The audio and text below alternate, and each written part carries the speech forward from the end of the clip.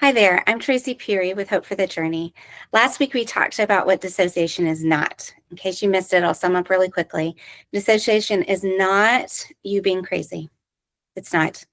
It's also not like you see in the movies. Sybil is not a good representation of most people that struggle with something like dissociative identity disorder. And thirdly, it's not incurable. It's not a life sentence. It is 100% something that can be healed, and something that can be, people can go on to live really great, purposeful, and helpful lives. That's what we're all about at Hope for the Journey. Today, I wanted to talk about what it is. So that's what it's not. So what is it, right? First of all, it's really important to know that dissociation is actually a range. It's not one thing, and it looks different, and that's one of the reasons why it's confusing for people and hard to catch. Because dissociation can be everything from completely normal. Everybody dissociates. So the classic presentation is you're driving home from work, where you drive every day, and before you know it, you blink and you're driving into your driveway, and you can't remember anything about the actual drive. And you were driving, you were following all the laws. If somebody had pulled in front of you, you would have woken up, but in reality, your head was completely somewhere else. Maybe you were thinking about a vacation that you want to come. Maybe you were going over an argument. Maybe you were making your grocery list in your head. But the point is that you were not present in that moment, driving and paying attention to what was actually going on. You were somewhere else in your head. That's dissociation, and everybody goes through it.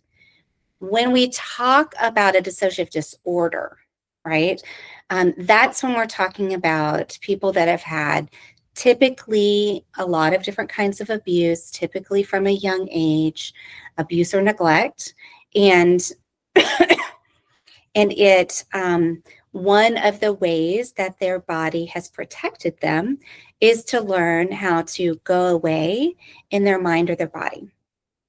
So this is something that might happen, and that same piece of, I'm thinking about my grocery list, I'm not actually paying attention actively to the drive. People can actually learn how to do that from a young age, and when they do it on a regular basis and do it more and more and more, it can develop into a dissociative disorder. And then over time, it can be a little bit more problematic because it comes with a lot of memory gaps, time loss.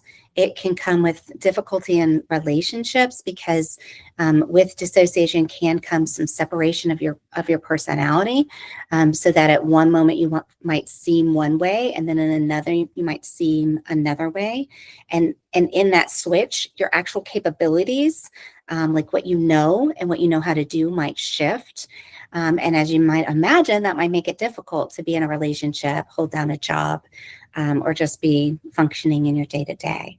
It also comes with a lot of shame and confusion, internal confusion, because you know that you're not internally functioning the same way as other people talk about things. And there's a lot of trying to hide that and seem quote unquote normal. And so over time, that can be it's just really hard to not understand yourself and not feel understood by other people, and to not feel lovable as a result. So, it's a range, dissociation is. Next week, we're going to talk about other things that go with dissociation, and also some things that you can do to understand if you've got an issue that might need some help with, how to identify that in yourself, and then how to ask for help. So I hope you'll join us then.